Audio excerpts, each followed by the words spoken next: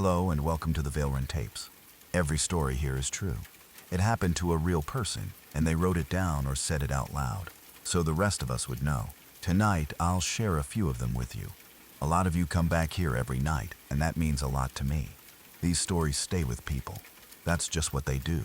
Before we start, drop a comment and tell me where you're listening from tonight. I read all of them. And if you like these stories, a quick like and subscribe really help. Now get comfortable, take a slow breath, and let's begin.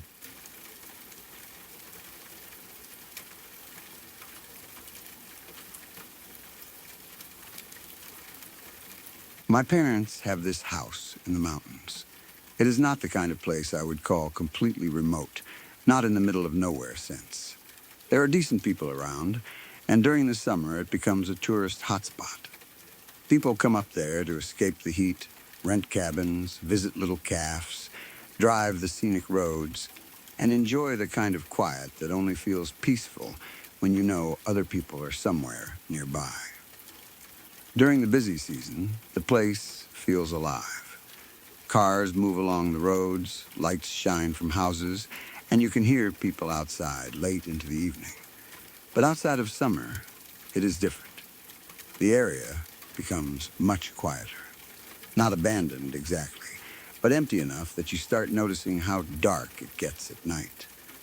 The mountain roads twist and turn in ways that can confuse you even in daylight if you are not fully paying attention. At night, with very little light, everything becomes worse. One wrong turn can take you away from the main road before you realize it. The trees close in, the houses spread farther apart, and suddenly you are on a road you do not recognize, trying to convince yourself it will connect back to somewhere familiar. After my wife and I got married, my parents were very insistent that we should go stay at the mountain house for a while, just the two of us. They kept saying it would be good for us. Peaceful, private, almost like a little honeymoon getaway without needing to plan anything fancy. Honestly, I was not going to pass on that opportunity. A house in the mountains, no big responsibilities for a bit, just me and my wife spending time together. It sounded perfect. So we agreed. We decided, sure, why not? This was before summer, so there were not a lot of people there yet. That meant the area had that off-season feeling. Quiet roads, dark houses, long stretches where you would not see another car. During the day, it was nice. Peaceful, calm, the mountain air felt good, and the place had that sleepy charm that makes you forget about regular life for a while. But at night, it changed. At night, the same quiet became a little too quiet. The roads were the biggest problem. They were twisty and confusing, and a lot of them looked similar in the dark. Some were poorly marked, and some turns felt like they came out of nowhere. If you were not used to them, it was easy to stray off the route you meant to take. Pair that with the lack of streetlights, and it was the kind of place where people could take a wrong turn. Drive for 10 or 15 minutes, and suddenly have no idea where they were. One night, it was around 2 a.m., maybe a little after. My wife and I decided to go to this cafe that stayed open until 5 in the morning. It was about 20 minutes from the house, and at the time, it sounded like a fun idea. We were newly married, in the mountains, awake late, and the thought of going out for coffee or food in the middle of the night had that small adventure feeling to it. It did not seem dangerous. It was just a late-night drive to a cafe. So, we got in my Civic and headed out. At first, everything was normal. The road was dark, but I expected that. The headlights carved out a tunnel in front of us, showing only the next curve, the next patch of pavement, the next wall of trees or hillside. Beyond the headlights, everything was black. My wife was with me, and we were probably talking casually at first, not thinking much about the route. I had been around there before, and even though the roads could be confusing, I thought I had a general idea of where I was going. Then I took a wrong turn. At first, I did not realize it. That is how it happens on roads like that. You do not turn and instantly know you are lost. You keep driving, thinking the next bend will look familiar, or the road will open up where you expect, or a sign will appear and confirm you are still on track. We kept going for a decent 15 minutes. By then, we should have been close to the calf, or at least on a road I recognized. But nothing looked right. I started realizing I could not remember ever being down that road before. The pavement looked narrower. The darkness felt thicker. There were no lights from businesses, no houses close enough to make me feel like we were near people. Nothing that suggested we were heading toward a calf open until 5 a.m. The road seemed to be taking us deeper into the wrong place. I was trying to stay calm, partly because I did not want my wife to get nervous, but inside I was starting to question whether I should turn around. Then, all of a sudden, we saw them. I am not exaggerating when I say there were 20 or 30 people walking around in the middle of nowhere. They were just there, in the complete and utter darkness, with no light around them except the headlights from my Civic. No streetlights, no buildings, no parked cars, no signs of a gathering place. Just a dark mountain road and all these people moving through it like they had appeared out of nowhere. For a second, my mind could not understand what I was seeing. People should not have been there. Not that many. Not at 2 a.m. Not walking around on a dark road with nothing nearby. The headlights swept over them, and they all turned toward us. Every single one of them stared. Their eyes were wide open, and their faces had no expression.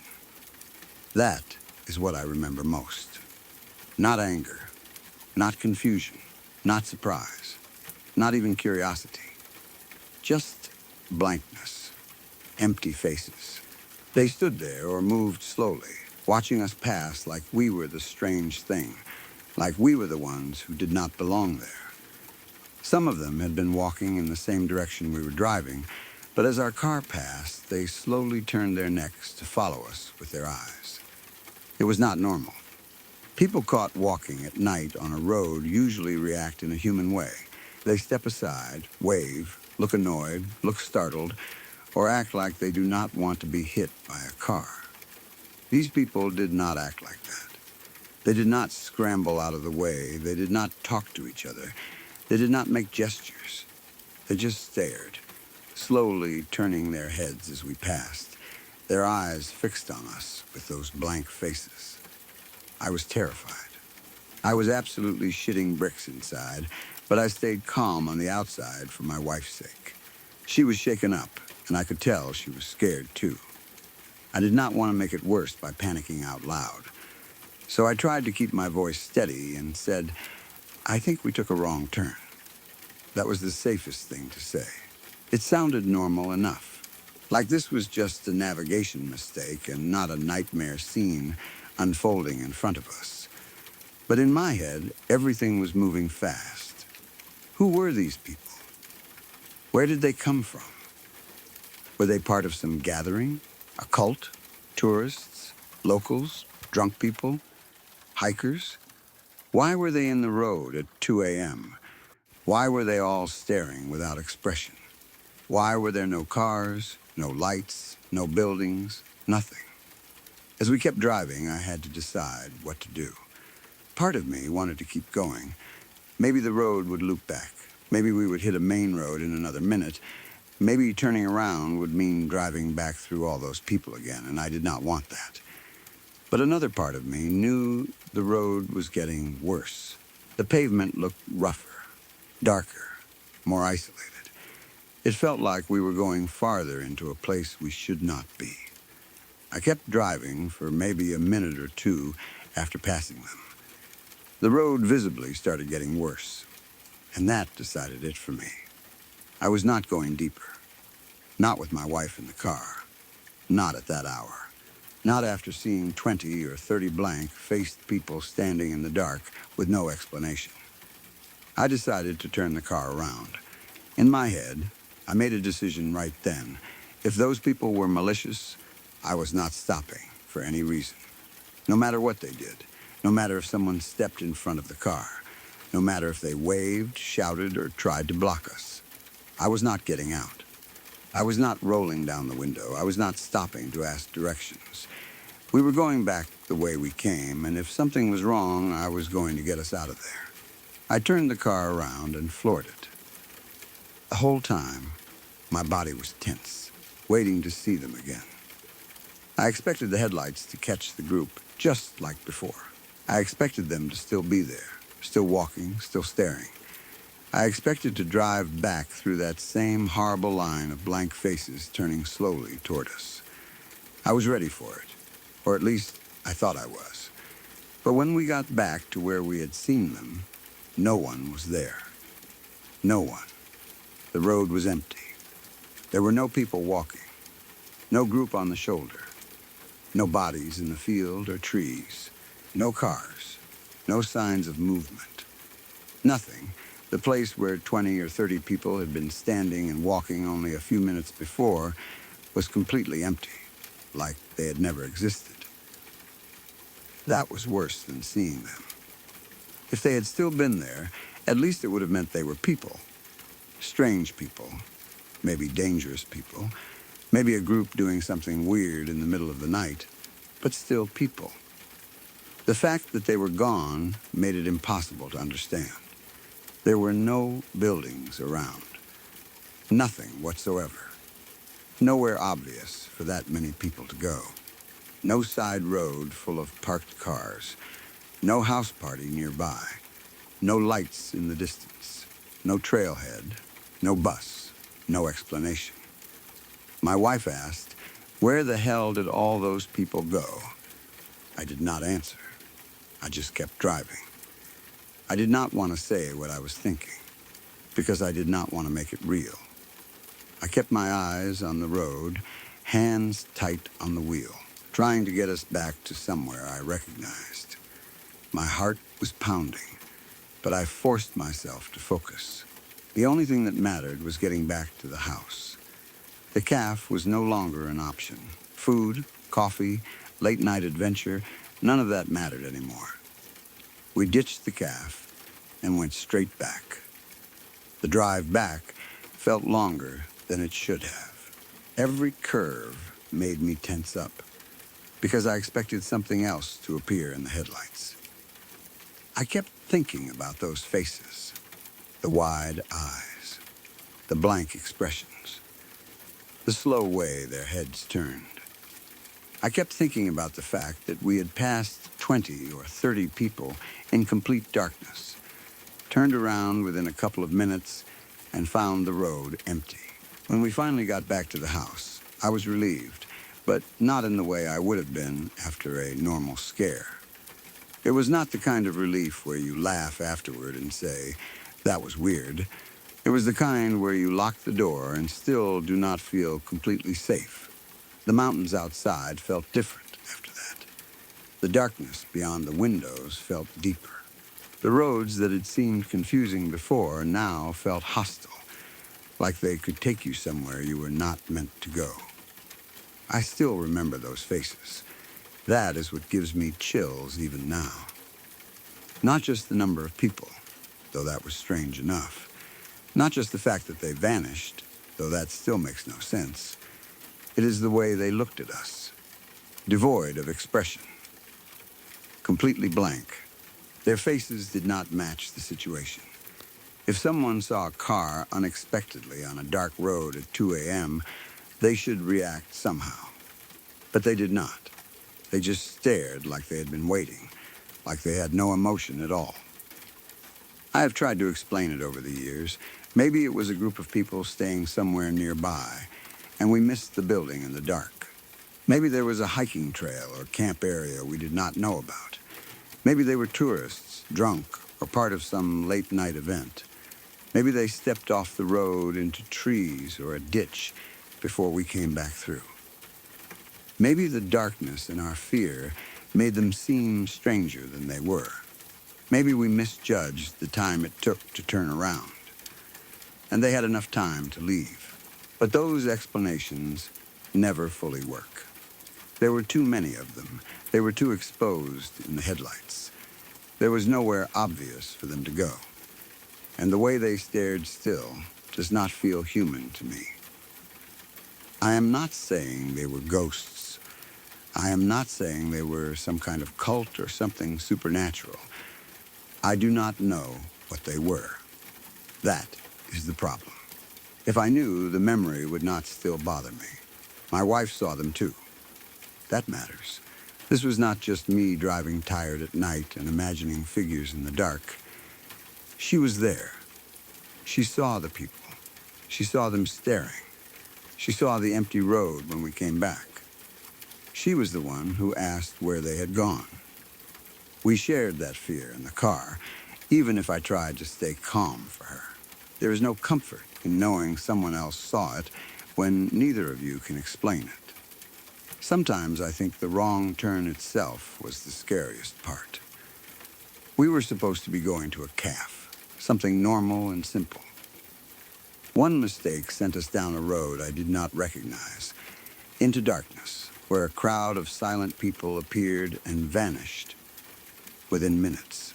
It made me think about how thin the line can be between normal life and something that feels completely wrong. One turn. That is all it took. After that night, I did not look at those mountain roads the same way. During the day, they were still beautiful. The trees, the slopes, the quiet, the fresh air. But at night, I trusted them less. Every unmarked turn felt like it might lead somewhere it should not. Every dark bend felt like it might reveal something standing in the headlights. I became much more careful about where I drove after dark, especially when my wife was with me. I do not know what we saw that night. I only know that around 2 a.m., after taking a wrong turn on a dark mountain road, my wife and I came across 20 or 30 people walking and standing in complete darkness, with no lights, no buildings, and no cars nearby. They stared at us with wide eyes and blank faces as we passed. Their heads slowly turned to follow us. When I turned around only a minute or two later and drove back through the same place, every single one of them was gone. No trace, no sound, no explanation. We never made it to the calf. And even now, when I think about those faces staring into the headlights, I still feel the same chill I felt that night.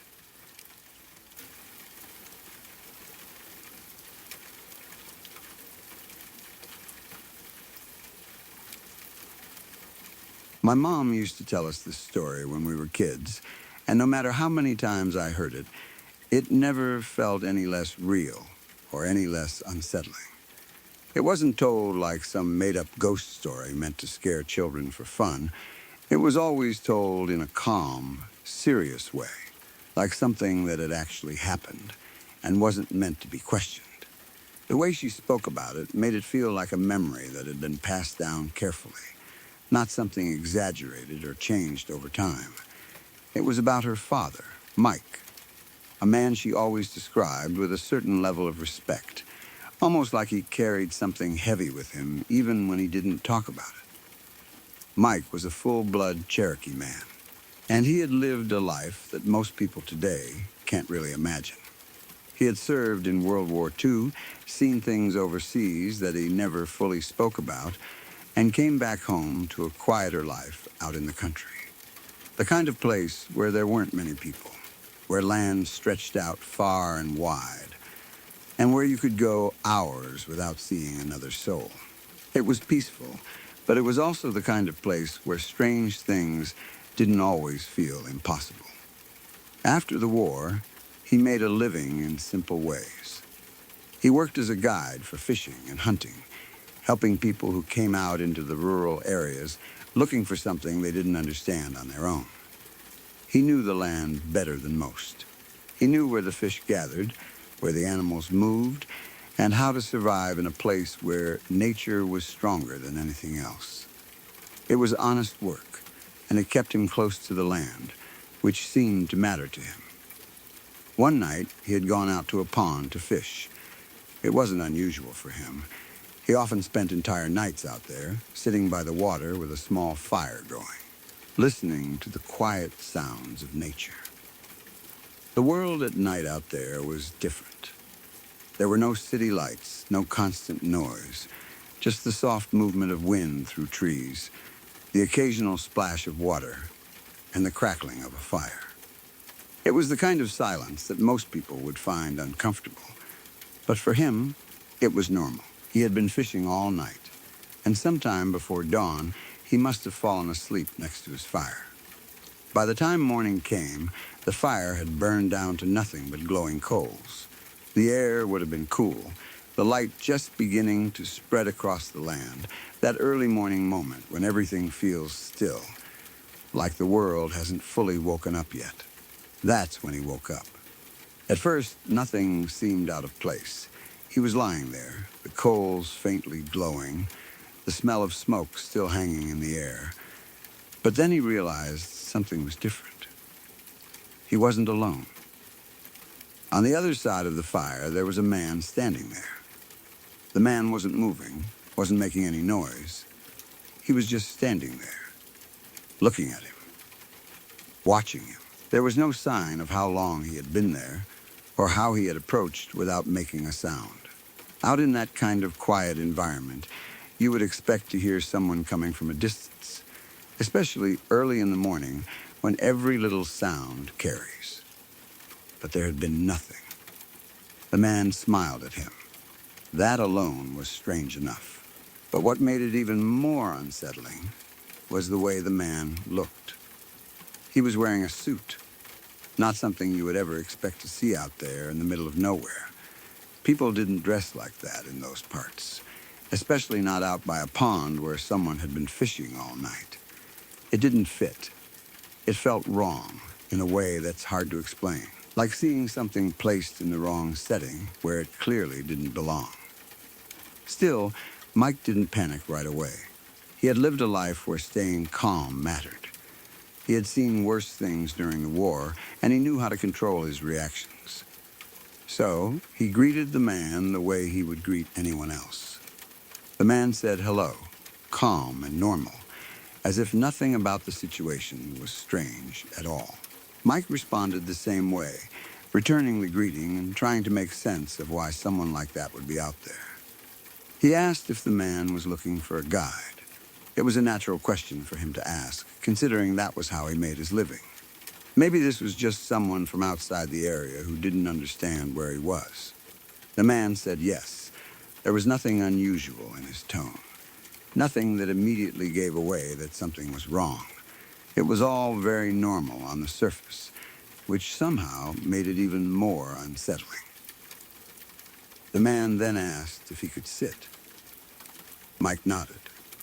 The man smiled again and began to move. He walked around the fire, coming closer, and then lowered himself down to sit on the ground next to him. Everything about the movement seemed smooth, controlled, almost too calm. There was no hesitation, no awkwardness, just a quiet confidence that didn't feel natural in that moment. And that's when everything changed. As the man came closer and sat down, Mike's eyes naturally shifted downward for just a moment, the way you do when someone moves into your space. And that's when he saw it. The man didn't have normal feet. Where his feet should have been, there were deer hooves. For a second, his mind probably tried to make sense of it, to tell him that he was seeing something wrong, that maybe he was still half asleep, that the light was playing tricks on his eyes. But the longer he looked, the clearer it became.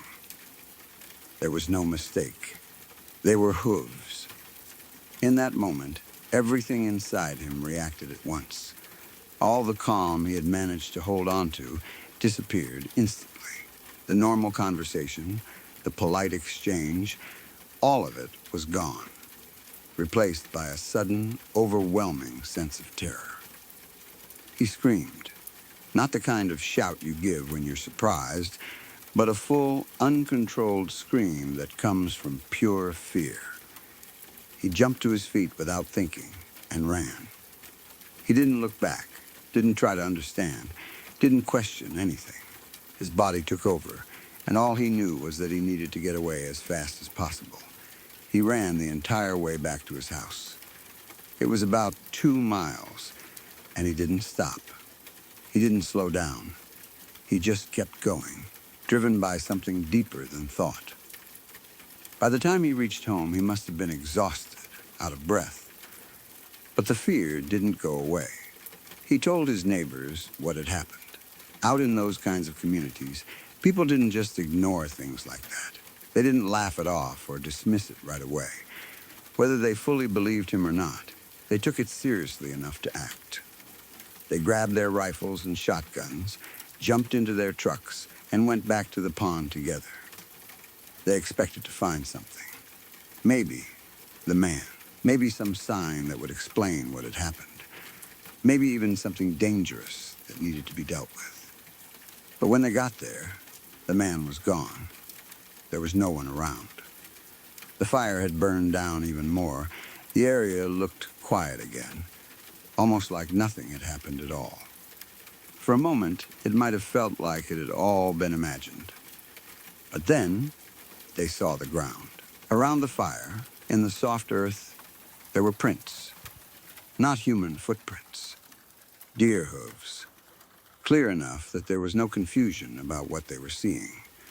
The same thing Mike had seen, now left behind as physical proof that something had been there. Something that didn't fit into any normal explanation. After that, there wasn't much more to say. They didn't find the man. They didn't find any other signs. Whatever had been there was gone, leaving behind nothing but those tracks, and a story that didn't make sense.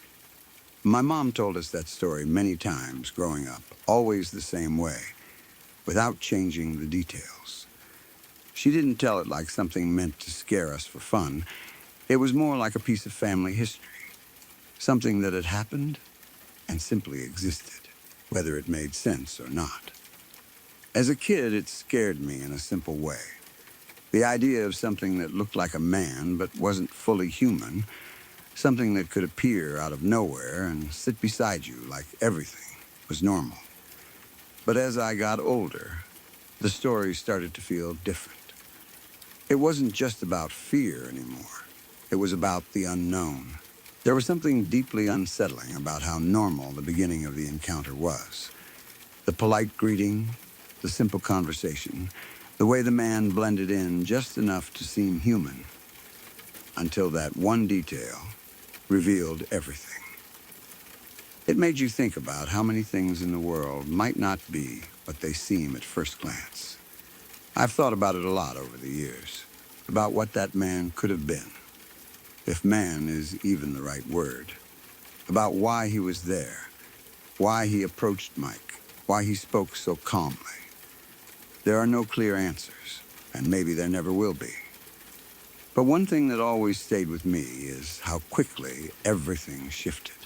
One moment, it was a normal morning by a pond, and the next, it was something completely outside of anything that could be explained. And even now, when I think about it, the part that stays with me the most isn't just the hooves or the fear or the running, it's the smile. That quiet, calm smile, like whatever it was knew exactly what it was doing and didn't see anything strange about it at all.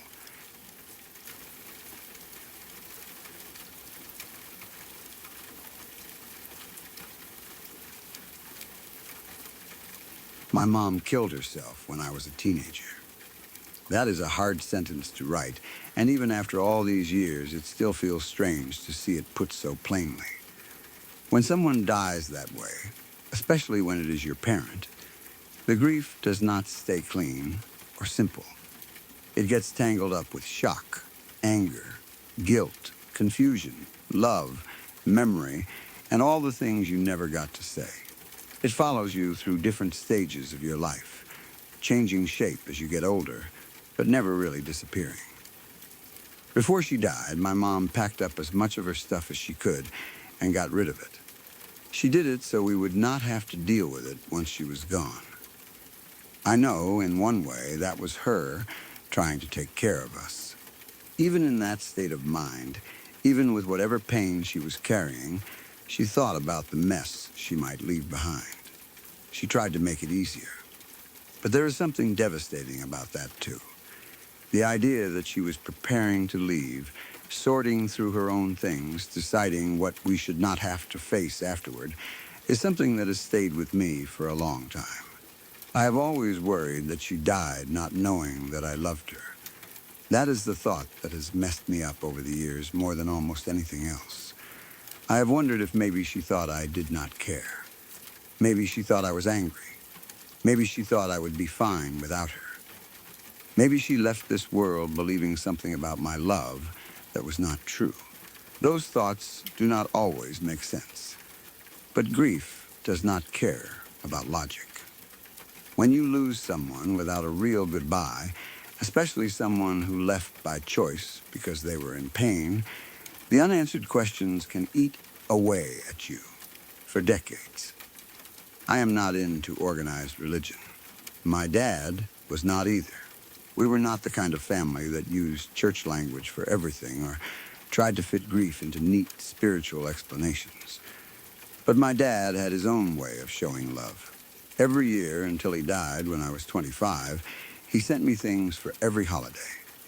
Not just the big ones either. He would send me stuff for all of them, including Easter baskets. That was one of his ways of letting me know he was thinking about me and that he loved me.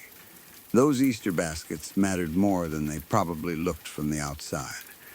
To someone else, they might have seemed like a silly tradition, especially once I was older. But to me, they were a message. My dad was saying, I remember you. I'm thinking of you. You are still my kid. He did not have to be religious to understand that holidays can be a reason to reach out. He did not need big emotional speeches. The baskets did the talking. They carried love in the quiet way that practical, grieving people sometimes express it. Flash forward a few decades, and my own kids are in college. Suddenly, I found myself putting Easter baskets together for them. It hit me in a strange way, realizing I had carried that tradition forward without fully thinking about it. My dad had done it for me, and now I was doing it for my kids. Love can travel like that, through generations. Not always through grand lessons or serious conversations, but through small, repeated actions. A package, a basket, a few carefully chosen things. A reminder that even when your kids are grown and away at school, they are still your kids. I have always been a little weird about what I put in their baskets. I do not just throw candy in and call it done. I like choosing things that feel personal or interesting, things that match who they are or what might make them smile. That year, for whatever reason, I decided voodoo dolls would be cool. I know that sounds strange as an Easter basket item, but that is how my brain works sometimes. I thought it would be something different, something fun and meaningful in its own way. Because I did not want to be disrespectful, I did some reading about voodoo and the dolls. I learned that the dolls like to be kept in a coffin because they like dark places. I also read that when making them, you are supposed to think about the person they are for and the good intentions the doll is supposed to help them with. That part stuck with me. It made the process feel less like crafting and more like a quiet act of care. You are not just making an object. You are holding someone in your thoughts while you do it. You are focusing on love, protection, support, and whatever good you want for them. So I was painting this little box for the doll I planned to send to my daughter. I must have been thinking about my mom while I did it. Maybe it was the act of preparing something for my child, the same way my dad used to prepare things for me. Maybe it was the fact that Easter baskets tied me back to him, and he tied me back to her. Maybe it was because I was thinking about good intentions, love, protection, and family. I do not know exactly what opened that door in my mind, but something did. That night, when I went to bed and closed my eyes, I was back in my mom's old house, not the house where she died. That matters. I was back in the house we lived in before the sadness took over. That is the only way I can describe it. It was the house from before everything became heavy, before the end began to cast its shadow backward over the memories. It was the house where she still felt like my mom in the fullest sense, before pain and loss became the first things attached to her name. In that place, the air felt different. It felt like a memory that had been kept safe somewhere, untouched by the worst part. I was sitting on the brown leather couch she had, and next to me was my mom. She was there, not distant, not blurry, not like the strange shifting figures you sometimes see in dreams. She was present, real, clear. I knew her the way you know someone you love without needing to check details. The feeling of her beside me was immediate and complete. I was not looking at some dream version of her that my mind struggled to hold together. I was with my mom. We spent the whole night talking and laughing. That is what I remember most. The ease of it, the warmth, the way conversation flowed as if no time had passed, and yet all time had passed. We were together in that old house, on that brown leather couch, and there was no awkwardness, no fear, no anger, no desperation to ask the perfect question before she disappeared. We were just together. We talked and laughed the way people do when they are safe with each other. It felt like being given back something I thought I had lost forever. And we packed. That was part of it too. We were packing up her things. In waking life, before she died, she had packed up as much of her stuff as she could so we would not have to deal with it after she was gone. In this experience, I was there with her while it happened. But it did not feel like trauma being replayed. It did not feel like I was being forced back into the pain. It felt different. It felt gentle. We both knew what happened once all her things were packed. We both knew what the packing meant. But there was no sadness or dread attached to it. That is hard to explain because the real memory of her preparing to leave has always been painful. But in this place, wherever it was, the packing felt like completion instead of abandonment. It felt like helping her finish something. It felt like being included in a goodbye I had never been allowed to have. There was no panic, no begging, no fear that if I said the wrong thing, I would lose her again. We both knew the truth, but the truth did not hurt in the same way there. It simply was. Once her things were put away and she was ready to go, I hugged her. I told her I loved her, and we said goodbye. Those words are so small compared to what they mean. I told her I loved her. After decades of worrying that she had died without knowing it, I finally got to say it to her. Not to a photograph, not to the air, not in my head, to her. I got to hold her and tell her the thing I had needed her to know for most of my life. And when we said goodbye, it did not feel like losing her the way I had lost her before. It felt like the goodbye that should have happened, the goodbye my teenage self never got, the goodbye that let love be the last thing instead of confusion. As soon as we said goodbye, I sat straight up in bed. It was time to get ready for work. I had not woken up in the middle of the night. I had not drifted in and out of some hazy dream. I opened my eyes, sat up, and morning was there. The whole night had passed. But I did not wake up feeling like I had dreamed. I woke up feeling like I had been somewhere. I felt like I had spent the night with my mom, and then returned. There was no doubt in my mind. This was not like a normal dream. When I wake up from dreams, even vivid ones, the details usually start slipping away almost immediately. Faces blur. Conversations fade. The order of events becomes confusing. You remember a feeling more than the exact experience. But this was different. Everything was clear. The house, the brown leather couch, my mom beside me, the talking, the laughing, the packing, the calm understanding between us, the hug, the words, the goodbye. It did not fade.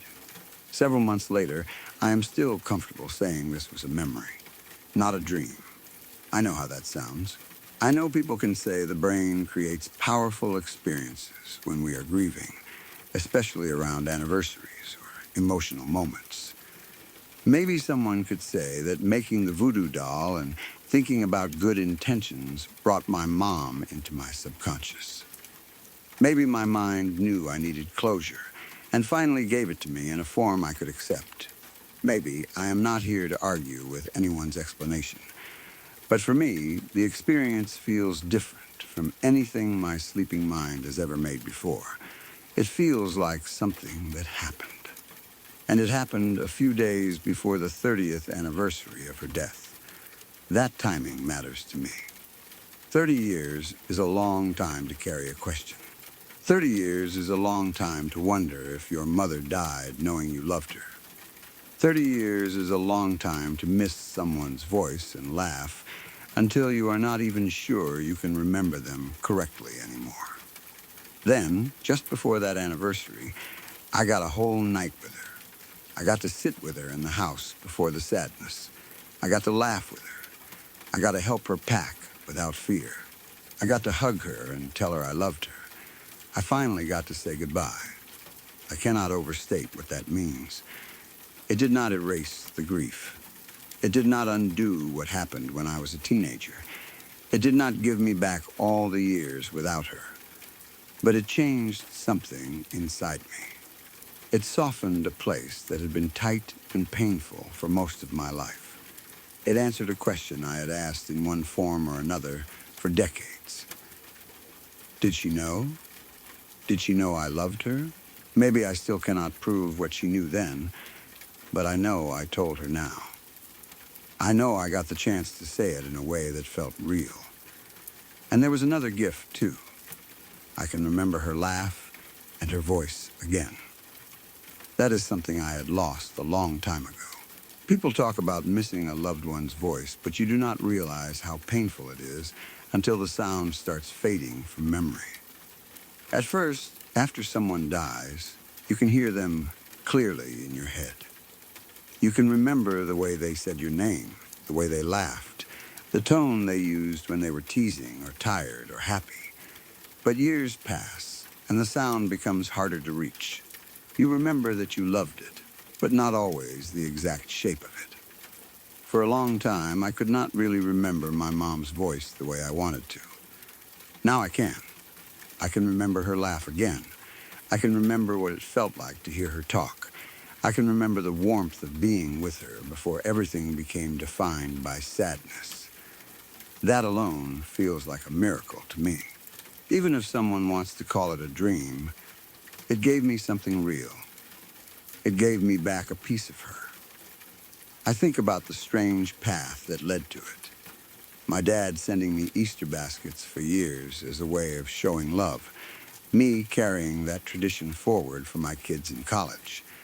Me choosing something unusual, reading about how to make it respectfully, focusing on good intentions, painting a little box for my daughter's doll, and somehow thinking of my mom. All those pieces came together, and that night I found myself back with her. Maybe love works like that. Maybe it moves through objects, traditions, memories, and intentions. Maybe the things we do for our children connect us to the things our parents did for us. And through that connection, doors open. Maybe my mom was always closer than I thought, waiting for the right moment when I was ready to say goodbye without breaking apart. Maybe my dad's tradition, my daughter's basket, and my own need for closure all became a bridge. I do not know. But I know I saw her. I know I sat next to her on that brown leather couch. I know we talked and laughed. I know we packed her things without fear. I know I hugged her and told her I loved her. I know we said goodbye. And I know that when I woke up, I did not feel like someone waking from a dream. I felt like someone returning from a visit. For almost 30 years, I carried the fear that my mom died, thinking I did not love her. A few days before the 30th anniversary of her death, I was finally given the chance to tell her the truth. Whether anyone else believes it or not does not really matter to me. Some experiences are not meant to be proven to other people. They are meant to heal something inside the person who has them. This one healed something in me. And now, when I think of my mom, I do not only think of the way she died. I can think of that old house before the sadness took over. I can think of the brown leather couch. I can think of us laughing. I can think of her voice. I can think of her arms around me. I can think of goodbye, not as something stolen from me, but as something I finally got back. I told her I loved her, and this time, I know she heard me.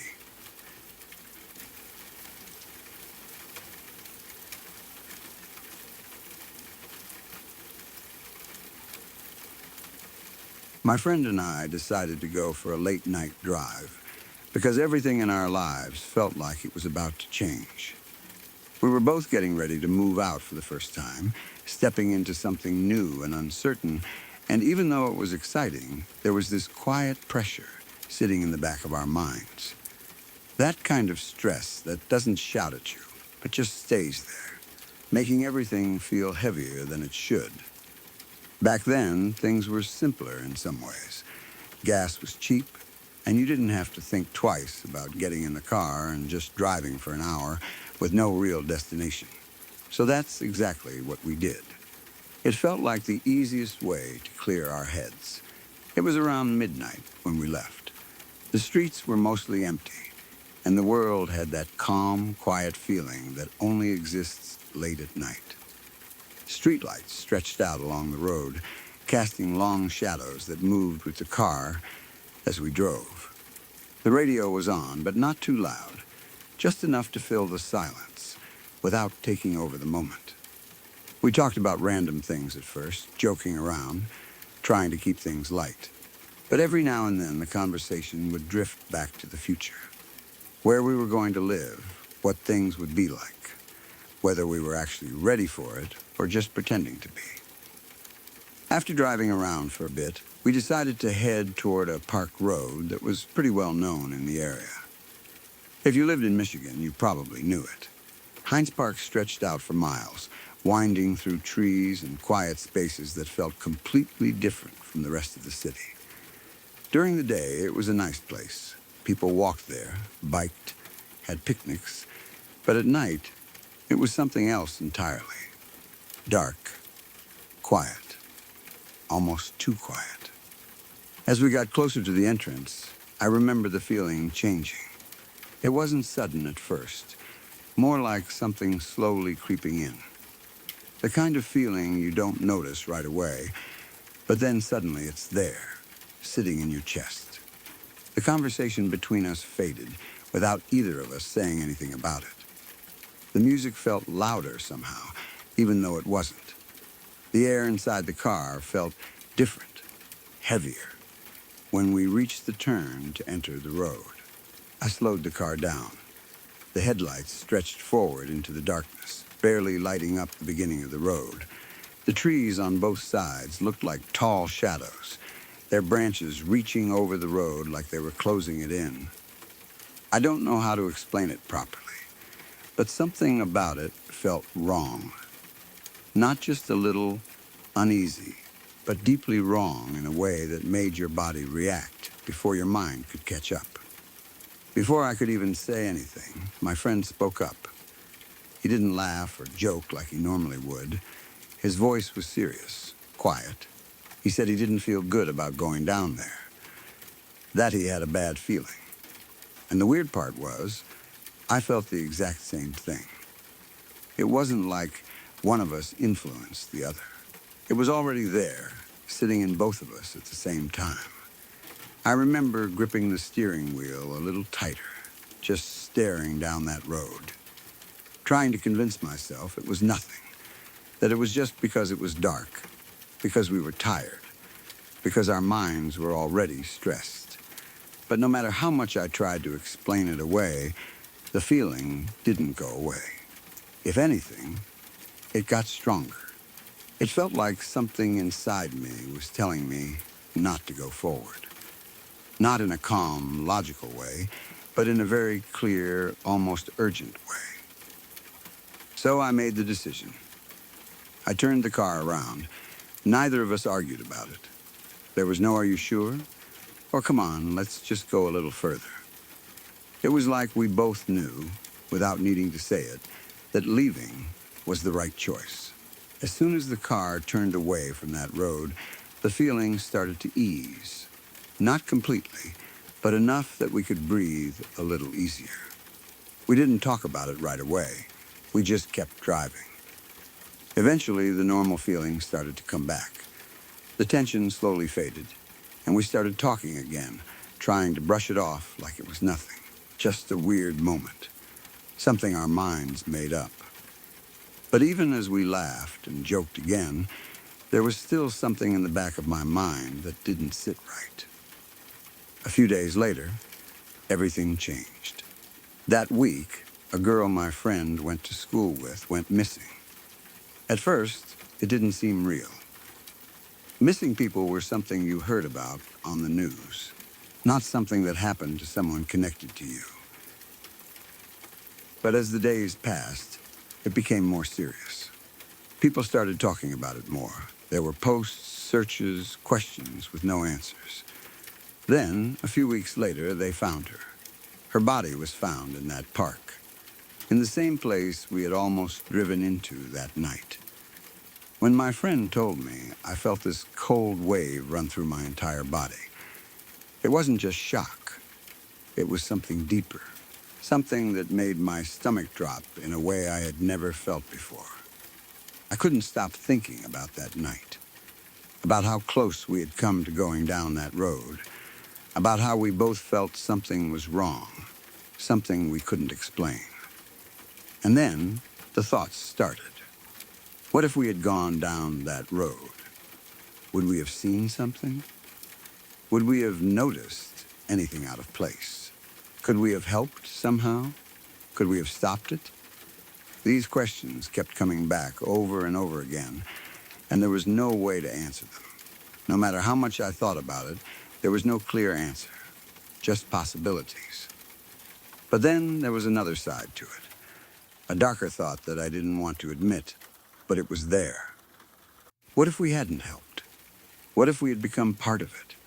That thought scared me even more, because the feeling we had that night didn't just feel like something bad had happened. It felt like something bad could happen to us. Like we weren't meant to be there. Like going down that road would have put us in danger in a way we couldn't understand.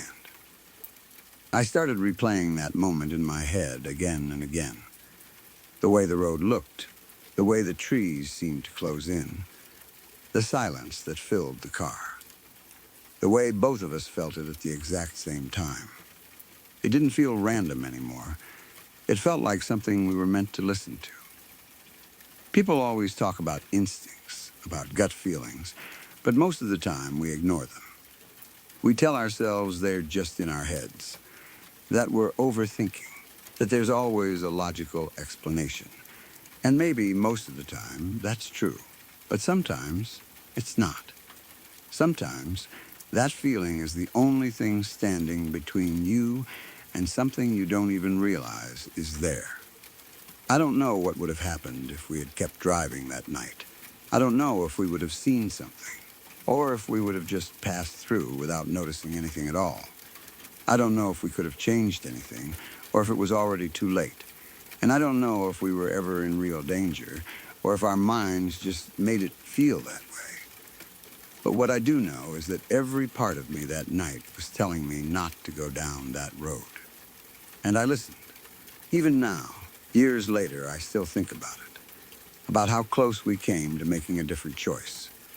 about how something so small, like deciding to turn around, can completely change what happens next. And every time I remember that feeling, that heavy, unexplainable sense that something was wrong, I don't question it anymore. Because sometimes you don't need to understand something for it to be real. Sometimes you just need to listen.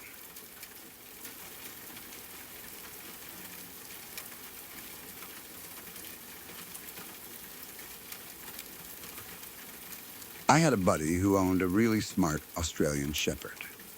Anyone who has ever been around that breed knows they are not like some dogs that bark at every little thing for no reason. They notice everything. They read rooms, people, sounds, moods, and movements.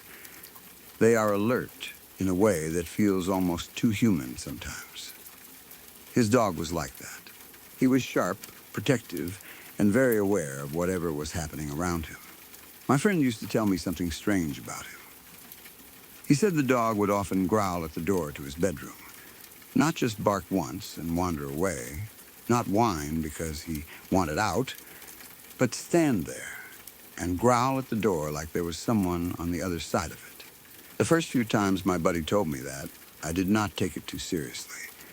Dogs hear things people do not hear. Houses make noises. Animals pass outside. Sometimes dogs stare at corners and act weird because they smell something in the walls or hear a sound too high for us to notice. I figured it was one of those things. But he insisted this was different. The dog would get tense, stare right at the bedroom door, and growl like he was warning something to stay away. My friend would open the door expecting someone to be there, or at least expecting to find a reason for the dog's reaction. But there was never anyone. The hallway would be empty. No person, no sound, no sign of anything moving around. Just the dog standing there, still upset, as if whatever he sensed had not gone far. One night I was over at his place when the dog did it. We were hanging out in his room, and the Australian Shepherd suddenly turned toward the door. His whole posture changed. His ears went up. His body stiffened. And then he started growling. It was low at first, the kind of growl that comes from deep in a dog's chest. Not playful, not confused. Serious, he was focused completely on the door, like something was standing right there on the other side. I looked at my buddy, and he gave me that look like, see, this is what I was talking about. I did not want to act scared. At the time, it felt easier to laugh it off. I reached down, pet the dog, and said, "Don't worry, it won't hurt us." I do not know why I said it like that. I was probably trying to be funny, or maybe I was trying to calm the dog down. But the second those words came out of my mouth, the dog went crazy. He did not relax. He did not stop growling because I had reassured him. He barked louder, harder, and more aggressively, like what I had said had made the situation worse. It was as if he understood something I did not, like I had acknowledged whatever was there. And that acknowledgement made it more real. The sound of his barking filled the room, sharp and panicked, and for a moment, the joke died in my throat. My buddy opened the door again, but just like always, nobody was there. Nothing in the hall, nothing outside the room. The house looked normal, but the dog kept acting like it was not normal. That was the first time I started to wonder if my friend had been right to be creeped out by it. His dog was too smart, too locked in, too certain for it to feel like nothing. Still, the night moved on. Later that same night, me and my friend got stoned. We listened to music, talked about life, theorized about random stuff the way you do when you are young and have too much time and too many thoughts. We caught each other up on girls, laughed, talked about stupid things, talked about deep things, and let the hours pass without really noticing. At some point, the high wore off. By then, we were both totally sober again, and it was around 2 a.m. There was a huge pond out by his place. You could see it from the garage, especially at night if there was enough light outside. It sat out there beyond the house, dark and still, with open space around it. During the day, it probably looked normal, maybe even peaceful. But at 2 a.m., everything looks different. Water becomes black. The edge of the pond disappears into shadow. The distance between the garage and the pond feels longer than it really is. The whole outside world feels quiet in a way that makes every shape seem important. We were in the garage when I looked out and saw someone standing by the pond. It was a man, or at least it looked like a man. He was wearing a trench coat. That detail hit me immediately because it was so out of place. Nobody should have been standing out there at that hour, and definitely not dressed like that. He was just there near the pond, still and dark, his coat hanging around him. I stared for a second, thinking maybe my eyes were playing tricks on me. Maybe it was a tree, a post, or some piece of equipment near the water. But the longer I looked, the more it looked like a person. I asked my friend, "Who is that?" He looked out and said, "Bro, I have no idea," the moment he said that. The person collapsed to the ground, not stumbled, not sat down. Collapsed, it happened so suddenly that my first instinct was to go help. That is the normal human reaction when you think someone has fallen. For a split second, all the weirdness disappeared, and I thought maybe this was a real person having a medical emergency. Maybe some drunk guy had wandered onto the property. Maybe someone had gotten hurt near the pond. I took 2 steps forward, ready to go out there. Then I heard the dog start barking from inside the house. That sound stopped me. It was not ordinary barking. It was the same kind of alarmed, frantic barking from earlier, the same warning sound the dog had made at the bedroom door. The second I heard it, the whole situation changed. My body remembered the growling, the empty hallway, the way the dog had gone crazy when I said, "It won't hurt us." And now that same dog was losing his mind from inside the house while something in a trench coat lay by the pond. Then the trench coat started moving. Not the person, the coat. It began moving over the pond toward us. I know how impossible that sounds. I know clothing does not move by itself. I know a person in a coat could crawl, drag themselves, roll, or stand back up. But that is not what it looked like. From where we were, it looked like the trench coat itself was moving. It did not rise into a standing figure. It did not look like someone running at us. It moved low, wrong, and unnatural, coming across the ground or over the area near the pond in a way my brain could not make sense of. I looked at my friend. He was horrified and frozen. That was all I needed. His face confirmed that he saw it too, and he was not processing it any better than I was. He was locked in place, staring at it, unable to move. I think that frightened me almost as much as the thing itself. If he had laughed or said it's just something blowing in the wind, maybe I could have held on to that. But he looked terrified. The kind of terrified that comes from seeing something your mind refuses to accept. I did not wait. I ran to my truck. Everything inside me switched to survival. I did not care about being brave. I did not care about figuring it out. I did not care whether the thing was a person, an animal, a ghost, or something else. All I knew was that it was moving toward us, the dog was going insane inside the house, and my friend was frozen. I got to my truck as fast as I could, climbed in, and took off. As I sped away, I saw it chasing me. The coat was almost crawling across the ground behind me. That image is burned into my head. It was not running like a normal person.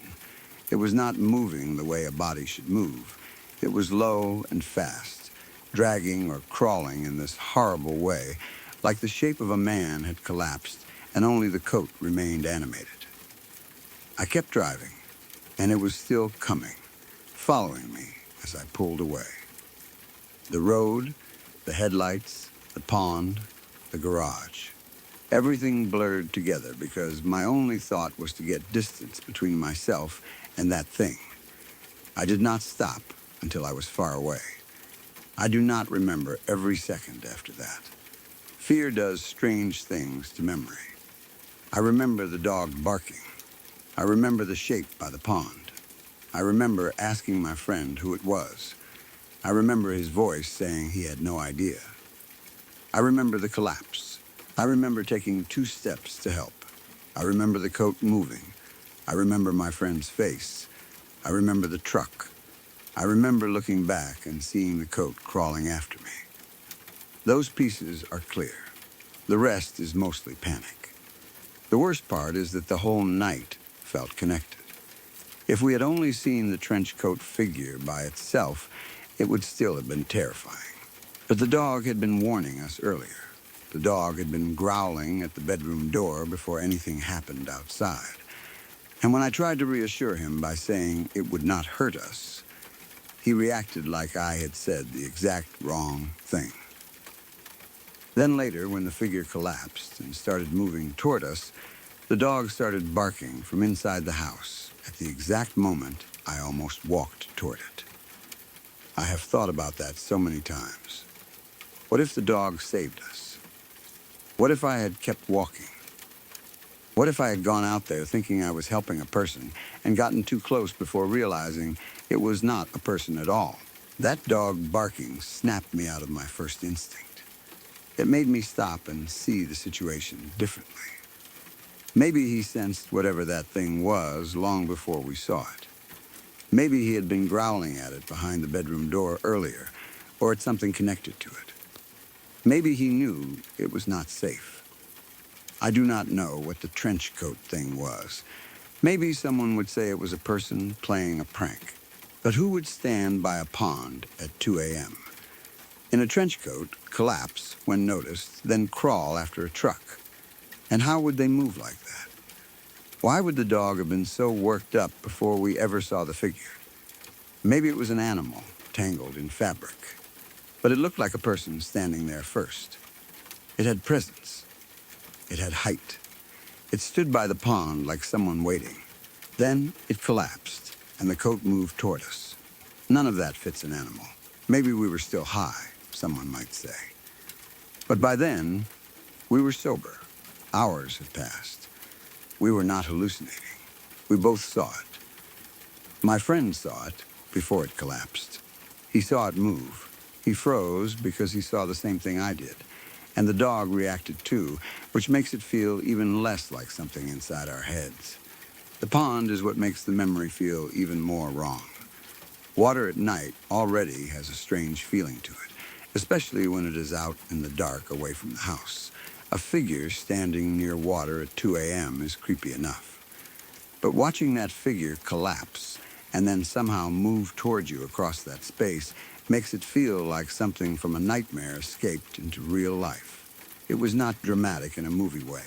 There were no special effects, no music, no thunder, no flash of lightning. Just the quiet night, the pond, the dog barking, and a trench coat crawling toward us. We have not spoken in a long time, me and that friend. Life moves people apart. People get older, get busy, change, drift, whatever. But every time we do talk, that night comes up. We always talk about how absolutely terrifying it was. Not because we want to relive it, but because it is one of those shared experiences that never really leaves either person. It sits there between you, proof that something happened, even if neither of you can explain it. We may not talk often, but when we do, we both still remember the same fear. That is how I know it was real. Memories can change over time, but shared terror has a way of staying sharp. We both remember the dog. We both remember the figure by the pond. We both remember it collapsing. We both remember the movement afterward. We both remember the feeling that we needed to get away from it as fast as possible. Neither of us has ever come up with an explanation that makes sense. I still think about his Australian shepherd, too. That dog knew something was wrong. I am convinced of that. He knew it at the bedroom door, and he knew it again when we were in the garage. Maybe dogs see things we do not. Maybe they smell things from a distance. Maybe they sense changes we cannot understand. Whatever the reason, that dog was reacting before we fully understood the danger. He was not barking at nothing. He was warning us. And the thing is, when I pet him and said, "Don't worry, it won't hurt us," he got more upset. At the time, I thought that was strange. After what happened later, I wonder if he knew I was wrong.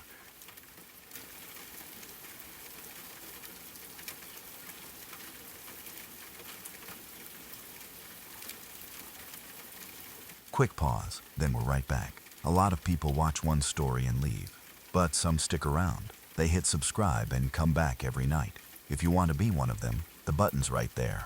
Turn on the bell too, so you never miss a new one. That's it. Let's get back to the story.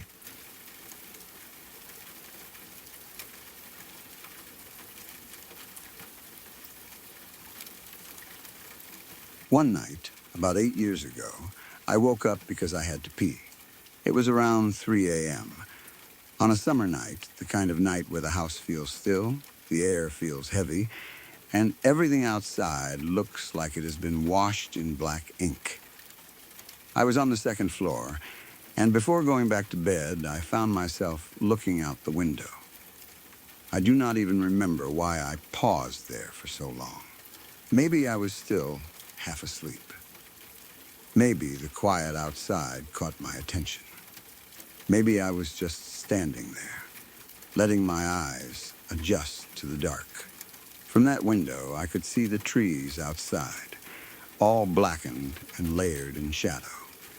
The street lamps gave off just enough light to outline parts of the branches and the road below. Everything looked still.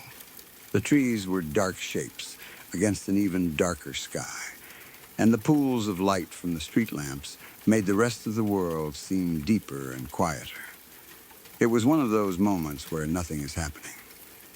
But you keep looking anyway because the night has a strange pull to it. I was just taking it all in when something suddenly came shooting down out of the sky. It was a red, blinking light. At first, my brain did not understand what I was seeing.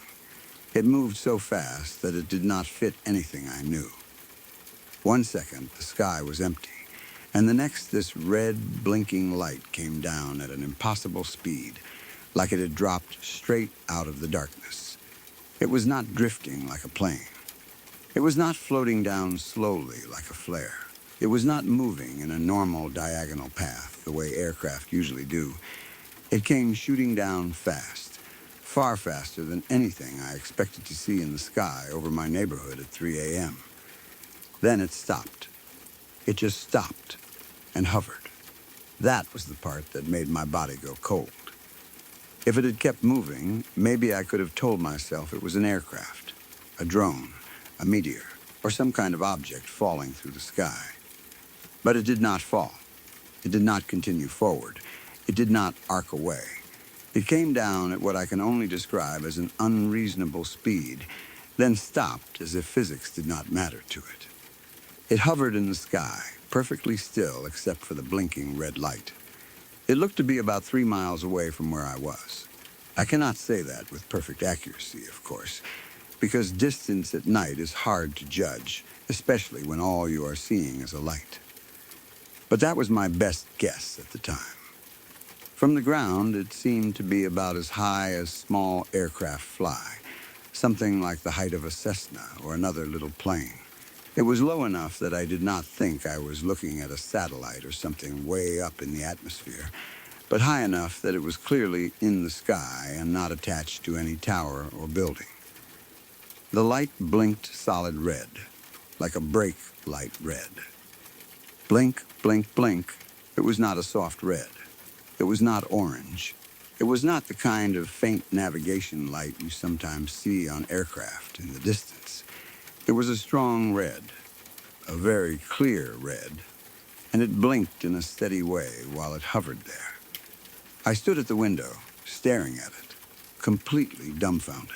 My mind kept trying to catch up with what I had just seen. Something had shot down from the sky at a speed I could not explain, stopped suddenly, and now it was hovering there, blinking red in the middle of the night. The weirdest thing to me was how perfectly it lined up with the middle of my window. That detail still bothers me. It was not off to the side. It was not something I had to lean to see. It was right there, centered in my view, as if it had positioned itself exactly where I would be looking. I know that could have been coincidence. I know windows frame whatever happens to be outside them, and because I was standing there, anything I saw would naturally feel centered if I noticed it that way. But in that moment, it felt intentional. It felt like the light had dropped into place directly in front of me. I did not call anyone. I did not grab a camera. I did not even move at first. I just stared. There is a strange, helpless feeling that comes with seeing something you cannot explain. Part of you wants to investigate, but another part of you knows there is nothing to investigate. It is miles away. It is in the sky. It is doing something that does not fit your understanding of how things should move. All you can do is watch and try to remember every detail, because you already know that once it is gone, you will have no proof. It hovered there for maybe 15 or 20 seconds. That does not sound like a long time, but when you are watching something impossible, 15 seconds is a long time. Long enough to question yourself, long enough to look away and back again, long enough to realize it is not a quick flash or a trick of the eyes. It was there, blinking red, staying in one place, giving me enough time to understand that I was really seeing it. I kept thinking about the speed. That was what I could not get past. It had come down so fast. I had seen fast lights in the sky before. I had seen planes, helicopters, satellites, shooting stars, and distant aircraft lights. I knew what those looked like. This was not like any of them. A meteor does not stop and hover. A plane does not drop out of the sky like that and then freeze in place. A helicopter can hover, but it does not shoot down silently at that kind of speed, and if it were 3 miles away and low enough, I would expect some kind of sound or normal movement. This light did not behave like anything I knew. Then, suddenly, it shot straight up into the sky. It was instant. One moment it was hovering there, blinking red, and the next it launched upward like it had been pulled by something. It did not climb slowly. It did not turn. It did not accelerate in a normal way. It just went straight up, fast enough that my eyes barely kept up. I saw its red, blinking trail for a moment, almost like a tracer, shooting straight into the night sky. Then it was gone. Just gone. The sky returned to being empty and black. The trees outside were still dark. The street lamps were still glowing. The window was still in front of me. Everything else was normal, but I was standing there with my mind racing, trying to process what I had just witnessed. It had happened so quickly, but also clearly enough that I could not pretend I had only imagined it. I kept staring out the window after it disappeared, expecting it to come back. It did not. The silence afterward felt heavier than before. A few minutes earlier, I had been half awake, just looking out at the shadowed trees and streetlights. Now, the same view felt different. The sky did not feel empty anymore. It felt like it had just opened and closed in front of me. I kept scanning the darkness, searching for another blink of red, another movement, another sign that the light was still out there somewhere. But there was nothing. Eventually, I went back to bed, but I did not really sleep normally after that. How do you just lie down after seeing something like that? My body was tired, but my mind was wide awake. I kept replaying it over and over, the red light shooting down, the sudden stop, the hovering, the perfect position in the center of my window, the steady blinking, then the instant vertical launch into the sky. Every part of it felt wrong in a way I could not explain. The next day, I tried to think of logical answers. Maybe it was a drone. But this happened about 8 years ago, and even though drones existed, what I saw did not move like a normal drone. It came down too fast and shot upward too fast. Maybe it was a plane or helicopter. But again, the movement did not fit. A plane cannot stop in midair like that.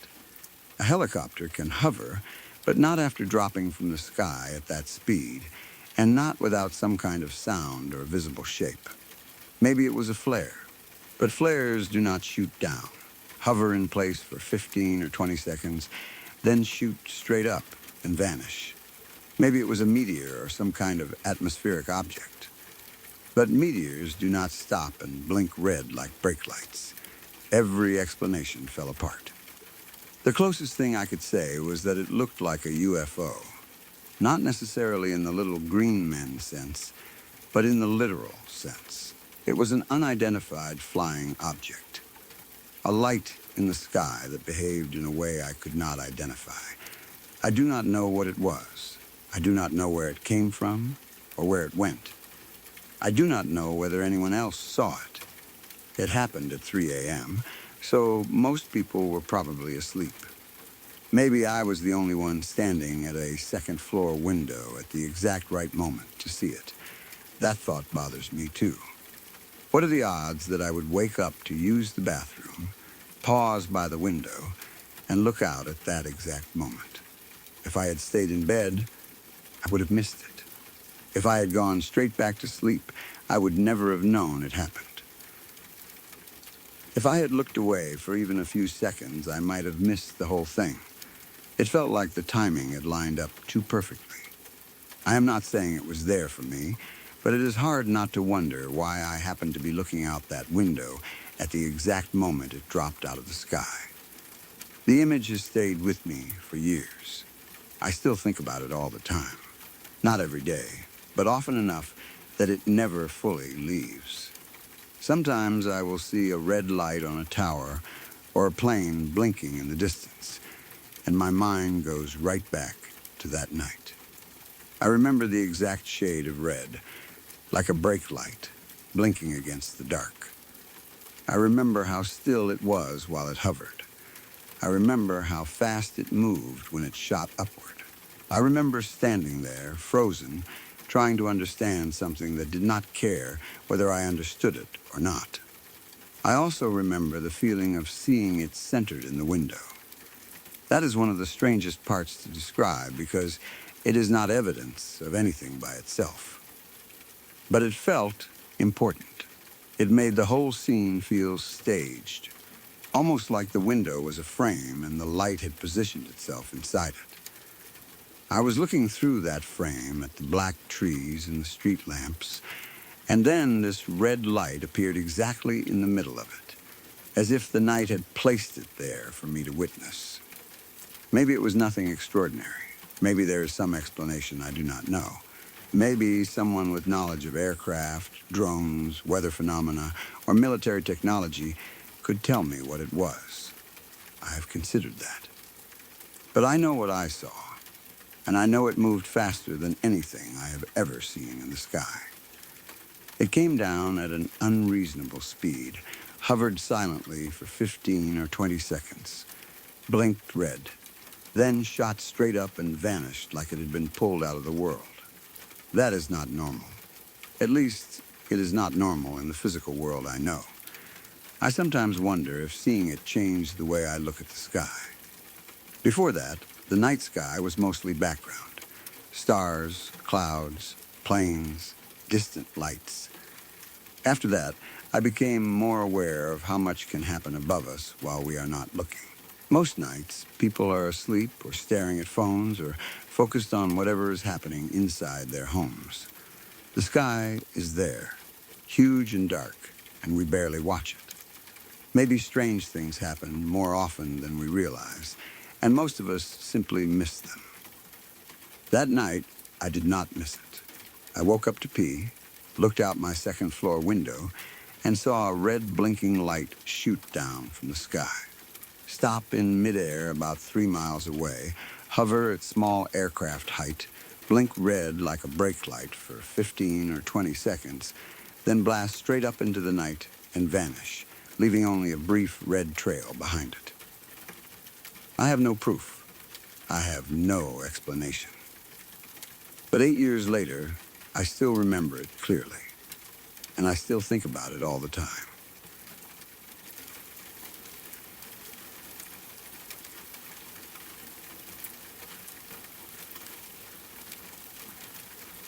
My best friend had just moved into a big house at the edge of some deep, dark woods in the suburbs of Atlanta in Cherokee County. It was the late 90s, and I was staying with him for a while to help him get the place set up and livable. The house was large, quiet, and still had that empty feeling new places have before they are fully lived in. Boxes were around, furniture was being moved, cords were being plugged in, and everything felt temporary, like the house had not quite accepted us yet. The location made it feel even stranger. It was not in the middle of nowhere exactly, but it sat close enough to the woods that the trees felt like they were part of the property. These were not bright, open, friendly woods either. They were thick and dark, the kind of woods that seemed to swallow light once the sun started going down. From inside the house, especially near the windows, you were always aware that the tree line was out there. Even if nothing was moving, it felt like something could be. We were on the middle floor that day, setting up the den. We were doing normal late 90s stuff, plugging in lamps, hooking up an old tube-style television, getting the VCR connected, and testing everything to make sure it worked. That kind of setup took more effort back then. You had cords running everywhere, heavy electronics, old remotes, and a mess of cables you had to get right if you wanted the picture to show up. The TV was a portable tube-style set sitting on a low table, and the VCR was hooked into it, humming along the way those old machines did. We had put in a tape that had the Terminator on it, just to test the picture and sound. It was not some serious movie night or anything like that. We were half working, half taking a break. We had the tape going, lamps plugged in, the room slowly coming together, and we were standing around having a smoke break. Everything was casual. Nothing about that moment felt like the start of something strange. Then, for no reason either of us could explain, we both looked at the window at the same time. The window was opposite the low table where the portable TV sat. It had a levelor blind over it, so the view outside was mostly blocked. It was not like we were watching something move beyond the glass. We were not talking about the window. There had been no sound that I remember, no tap, no knock, no flash outside that made us turn. We just both looked over at once, as if something had pulled our attention there. As soon as we looked, something came through. A marble-sized blue ball of light leaped through the screen, the window, and the blind. It did not come around them. It did not sneak through a gap. It came straight through them. That is the part that still makes no sense. The window was there, the screen was there, the blind was there, and this little blue ball of light passed through all of it, like those things were only partly real. But the strange thing was, it looked as if they slowed it down. It did not simply blink into the room. It seemed to push through the obstacles, almost like it had to force its way in. The motion had resistance to it, like whatever it was had exerted energy to get through. Then it was in the room with us. It hovered in front of the window for a moment, pulsating. That is the best word for it. It was not just a steady light. It pulsed, like it was breathing or recalibrating, almost as if it was getting its bearings after forcing its way through the screen glass and blind. It was blue, bright, and about the size of a marble, but it did not shine like a normal reflection or spark. It had presence. It felt like a thing, not just light, but something alive inside the light. My friend and I were frozen. Neither of us said anything at first. We just stared. Our minds were trying to understand what our eyes were seeing, but there was no category for it. It was not a bug. It was not a flashlight beam. It was not ball lightning in any way I had ever heard of, though that would be one of the only words someone might try to use for it. It was inside the room, hovering, pulsing, and behaving like it knew where it was. Then it moved. It circumnavigated the room very quickly. It shot around the den in a way that was so fast we could barely track it. It did not just drift like dust or float like a bubble. It moved with purpose. It darted, zigzagged, climbed, dropped, and cut across the room in sharp movements that made it seem intelligent, almost alive. It moved from above the window and across the space at blinding speed, so fast our eyes struggled to follow it. It was like watching a tiny blue star trapped inside the room, trying to inspect every corner before deciding where to go. The feeling in the room changed instantly. A few seconds before, we had been two guys setting up a den, watching a tape, smoking, and getting an old TV and VCR working. Now we were standing there in front of something impossible, unable to move, unable to speak, unable even to decide whether we were in danger. That is what made it so frightening. It was not attacking us, but it was completely beyond anything we understood. It moved too quickly. It had come through solid barriers. It seemed to choose its path. It did not behave like a random electrical spark or a reflection. It felt aware. I know that sounds strange to say about a ball of light, but that is exactly how it felt. It did not feel like an accident. It did not feel like something blown in by wind or caused by equipment. It felt like a small, intelligent object, or maybe a living thing, had entered the room and was moving around on its own terms. We were not in control of the room anymore. It was. It zipped around for what was probably only a few moments, but those moments felt stretched out. Every movement was too fast and too precise. It would be in one place, then another, leaving our eyes behind. I remember trying to follow it and realizing my brain could not keep up. It was not just speed. It was the way it changed direction without slowing down, like inertia did not apply to it, the way it should. Then, suddenly, it surged toward the television. It aimed right at the upper right-hand corner of the old tube TV. The moment it hit the TV, it disappeared into it with an audible pop. It sounded exactly like the kind of pop an old television makes when you turn it off, that sharp electrical sound tube TVs used to have. At the same instant, the TV screen brightened for a microsecond, like it flashed from the inside, and then it went black. The VCR was still churning along like normal, still playing the tape, still doing what it had been doing before. But the TV was dark. That was when both of us finally broke. We looked at each other, and without needing to say a word, we both bolted for the door. Out in the hallway, I asked him, "What the hell was that?"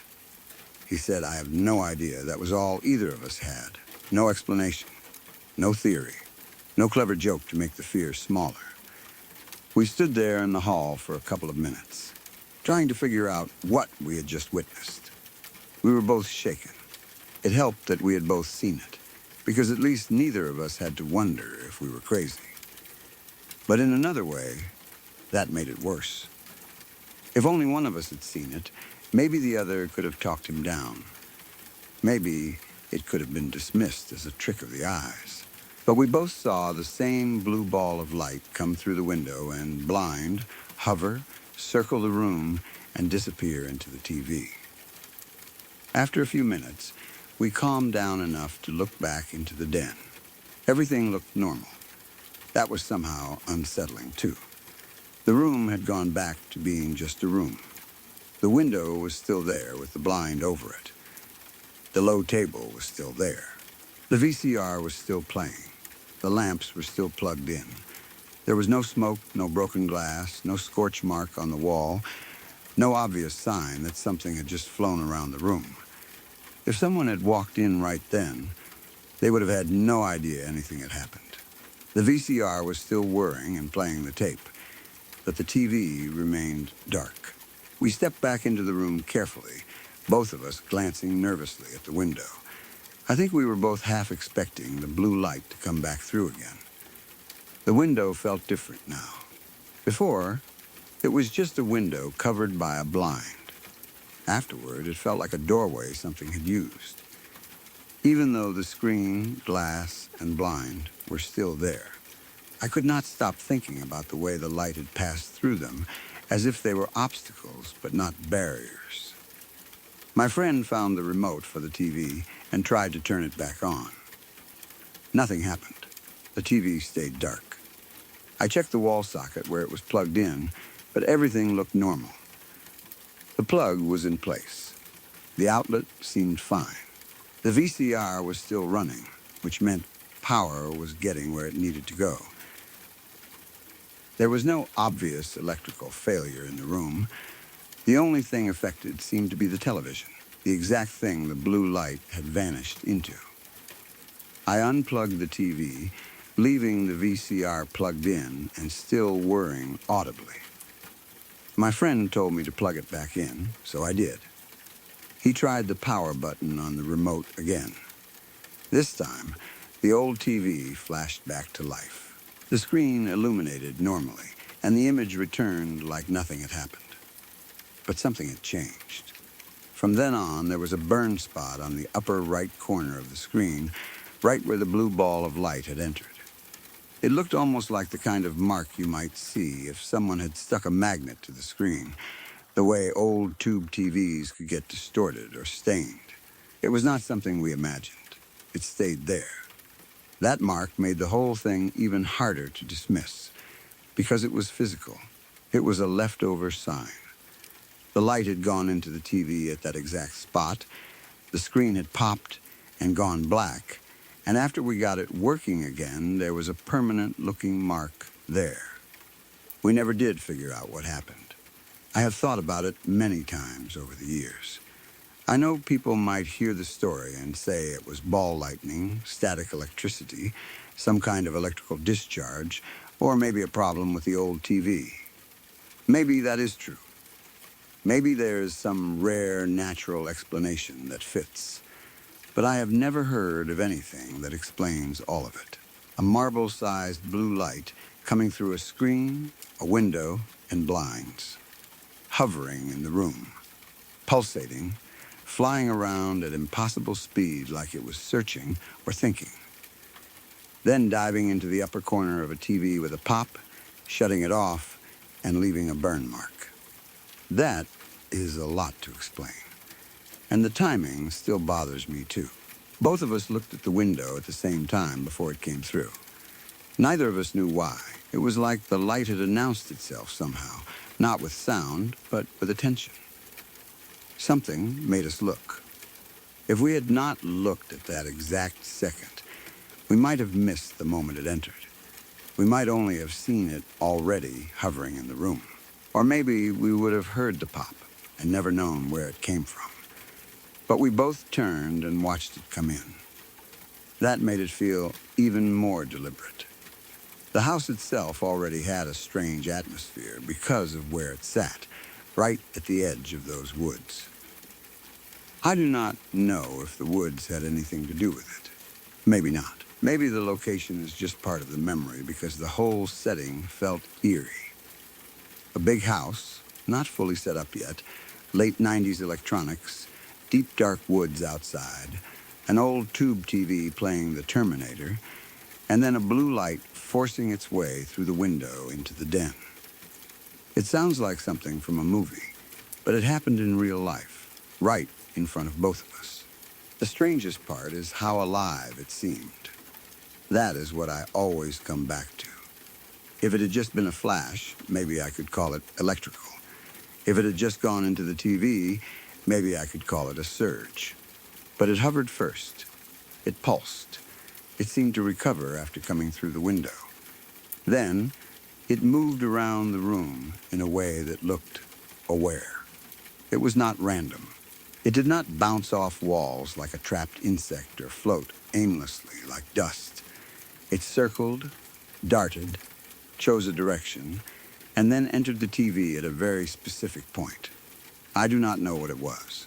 Maybe it was a natural phenomenon so rare that we happened to witness it once and never again. Maybe it was some kind of energy discharge from the stormless air. Though I do not remember anything like a storm.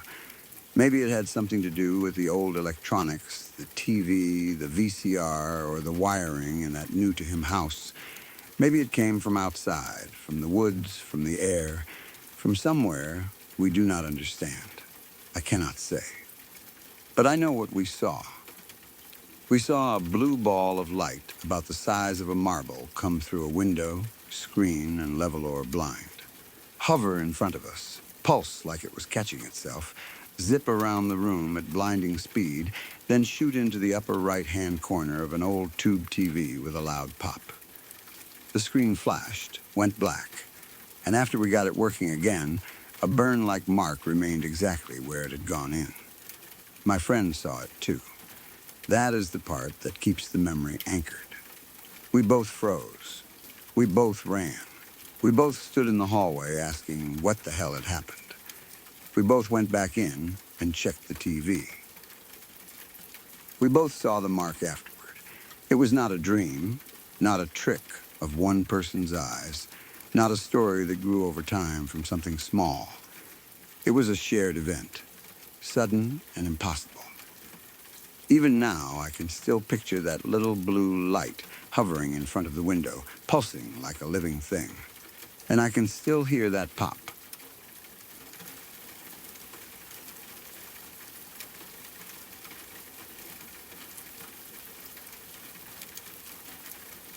My neighbor died of a heart attack 4 years ago. And for 3 years after that, something happened at our house that I still cannot explain. Every year, on his birthday, our doorbell would ring constantly, even though no one was there to press it.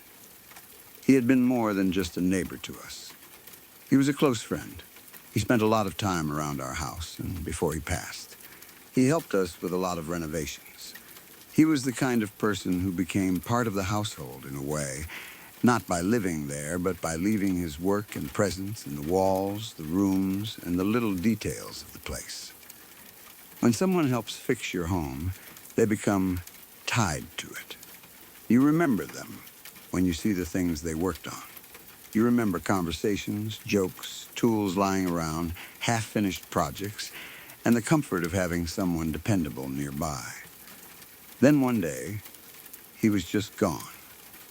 He passed suddenly in his sleep after a heart attack. There was no long warning, no slow decline, no time to prepare for it. That kind of death has a way of making a person's absence feel unreal. One day they are there, part of your regular life, and then suddenly the world expects you to accept that they are not coming back. For us, it was strange because he had been close to our family and close to our home. His death left a hole that felt very personal. The first time the doorbell rang on his birthday after he passed, we did not immediately connect it to him. At first, it was just annoying and confusing. The doorbell would ring, and someone would go check. No one was outside. No person standing on the porch. No delivery. No kid running away. Nothing. The front area would be completely empty. We would look around, check the street, and tell ourselves maybe someone had walked off before we got there, or maybe it was some kind of electrical issue. But then it kept happening. The doorbell rang again and again with no one there. Not once, not twice, but constantly enough that it became impossible to ignore. There was not a single random ring in the middle of the day that could be blamed on a glitch. It felt like someone was pressing it over and over, trying to get our attention. And every time we checked, there was no one at the door. Then, we realized the date. It was his birthday. That changed the whole feeling of it. A doorbell ringing by itself is strange. A doorbell ringing repeatedly on the birthday of someone who had passed away, someone who had been close to us and had spent so much time helping renovate our house, felt like something else entirely. It felt personal. It felt like a message. Not necessarily something scary, but something impossible to brush off. The thing is, it happened again the next year. And then again the year after that. For 3 years after his death, every year on his birthday, the doorbell would ring constantly with no one there. After the first time, we were already watching for it, though nobody wanted to admit that too seriously. You do not want to say, let's see if our dead neighbor rings the doorbell on his birthday again, because that sounds ridiculous. But when the date comes around and the doorbell starts ringing anyway, it stops feeling ridiculous. It feels like the house remembers him. Or maybe he remembers us. We checked, of course. Every normal explanation came up. Maybe the doorbell wiring was bad. Maybe moisture affected it. Maybe the button was sticking. Maybe there was a short somewhere. But the timing was what made it impossible to fully accept that. Why only on his birthday? Why repeatedly? Why for 3 years? Why after someone close to the house passed away suddenly? A faulty doorbell should be random. It should act up in storms, with humidity, or whenever the electrical issue happens. It should not keep a calendar. I still think about that. Part of me likes to believe it was him. Maybe he was stopping by on his birthday, the way he might have done when he was alive. Maybe he wanted us to know he was still around, still connected to the house and the people he cared about. Maybe the doorbell was the easiest thing for him to use, something simple and familiar. A little hello from the other side. It is a comforting thought, even if the experience itself was unsettling when it happened. Because no matter how close you were to someone, it still feels strange when something seems to reach back from beyond death. The doorbell was not the only unexplained thing that happened, though. Another time, me, my brother, and my mother were all woken up by a blinding white light at the same time. That one was different, because there was no emotional connection we could point to, no birthday, no dead friend, no obvious reason. It just happened. We were asleep, and then suddenly the room filled with this intense white light. I do not mean a light turned on. I do not mean headlights passed across the wall or lightning flashed outside. This was different. It was so bright that it illuminated the entire room to the point where we could not even make out objects. That is hard to explain unless you have seen light that intense before. Normally, even when a room is bright, you can still see shapes. A dresser, a door, a bed, a chair, the outline of things. This light was so overwhelming that it washed everything out. It made the room feel like it had disappeared into brightness. All 3 of us woke up from it. That is the part that makes it hard to dismiss. If I had been the only one who saw it, maybe I could say it was a dream. Maybe I could say I had been half awake, or that my eyes did something strange, or that my brain created the image between sleep and waking. But my brother saw it too. My mother saw it too. We were all woken by the same blinding white light at the same time. That means it was not just inside one person's head. For a few moments, none of us knew what was happening. The light was so strong that it felt almost physical, like it had weight to it. The room was not just lit up, it was swallowed by it. I remember that sense of being awake but not fully able to understand where I was, because everything familiar had been erased by brightness. It was not warm like sunlight. It was not yellow like a lamp. It was not blue like a TV screen. It was white, pure, blinding white. Then it was gone. No explanation, no sound, no crash, no sign that anything outside had caused it. We did not know what to say afterward because there was nothing to compare it to. People try to explain things with what they know. Lightning? Maybe, but it did not feel like lightning. And lightning is usually followed by thunder, or at least has that quick flash quality. Headlights? No, headlights do not illuminate an entire room so brightly that you cannot make out objects, especially not in a way that wakes multiple people at once with that level of intensity. Power surge? Maybe. But again, this was not just a light fixture flickering on. This was like the whole room became light. We still do not know what it was. That experience has always felt separate from the doorbell, but it left the same kind of mark in my mind. The doorbell made me think about spirits, memory, and someone we loved possibly trying to reach us. The white light made me think about something bigger, stranger, and harder to place. It did not feel like a ghost. It felt like an event. Something passed through, flashed over us, or opened for just a second, and all three of us happened to wake up inside it. The final scary thing did not happen to me directly, but it happened to my dad, and that is one of the reasons I take it seriously. My dad has always been skeptical about UFOs. He was not the type to believe every strange light in the sky was something alien. He was not out looking for that kind of experience. He did not drink that night, and he was not in any altered state. He was just in rural South Carolina at my grandparents' place by the lake when he saw something that scared him. It was around 1 a.m., and he was looking out through the window toward the lake. Rural places at that hour are dark in a way that city people do not always understand. There are not many lights to compete with the night.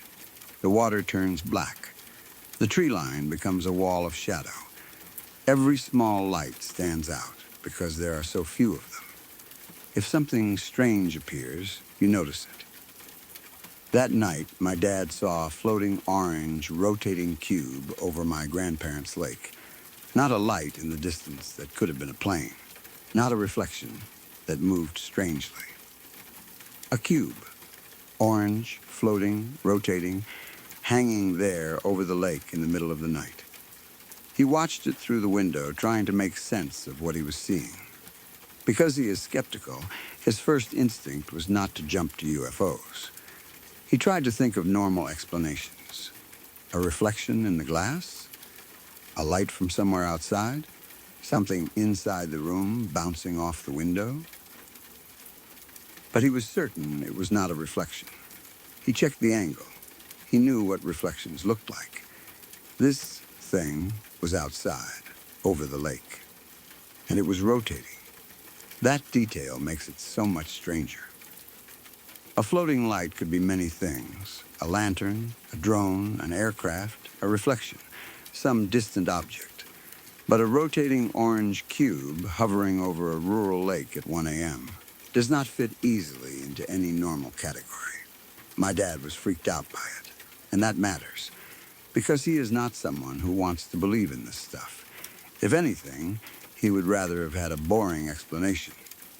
But he did not have one. I have thought about how different these three experiences are, but also how they all leave the same kind of unanswered feeling. The doorbell was intimate. It felt connected to someone we knew and loved, someone who had been part of our lives and our home. If it was him, it was almost sweet, even if it scared us. A birthday visit. A reminder. A hello. The white light was overwhelming and mysterious. It did not feel personal in the same way. It felt like something beyond us briefly filled the room, bright enough to wake multiple people and erase the shapes around us. No message, no figure, no sound. Just light. The orange cube over the lake was something else entirely. Something in the sky or over the water, seen by a skeptical person in the middle of the night, rotating silently where nothing like that should have been. It did not belong to grief or memory. It belonged to that category of things people see and then spend years trying to explain. I do not know what any of it means. Maybe the doorbell was a bizarre electrical problem that happened to line up with our neighbor's birthday 3 years in a row. Maybe the white light was some rare atmospheric or electrical event that woke 3 people at the same time. Maybe the orange cube was a reflection or some unknown man-made object over the lake. Maybe every one of these things has a simple explanation we just never found. But simple explanations do not always feel simple when you live through the moment. When a doorbell rings over and over on the birthday of a dead friend and no one is at the door, you feel it in your chest. When a room fills with white light so bright that 3 people wake up and cannot make out the objects around them, it stays with you. When a skeptical father sees an orange rotating cube floating over a rural lake at 1 a.m. and insists it was not a reflection, you remember the way he tells the story. Maybe none of it is connected. Maybe all of it is. I just know that these are the kinds of experiences that make you less certain about the world. You can go through life thinking everything has a neat explanation, and then something happens that does not fit. Not enough to prove anything to the whole world, maybe, but enough to prove something to you. Enough to make you pause before dismissing someone else's story. Enough to make you wonder what happens around us when we are not looking, or what reaches out when it wants to be noticed. My neighbor's birthday doorbell still feels the most personal. He was close to us. He helped renovate our house. He passed suddenly in his sleep, and then every year on his birthday, for 3 years, the doorbell rang with no one there. I like to think it was him, stopping by one more time. The white light still feels the most impossible, because all 3 of us woke up inside it and still cannot explain what filled that room. And my dad's orange rotating cube over the lake still feels like one of those stories that would be easy to doubt if anyone else told it, but hard to dismiss when it comes from someone who never believed in UFOs in the first place. I do not have answers for any of them, but I know they happened, and I know none of us have ever really forgotten.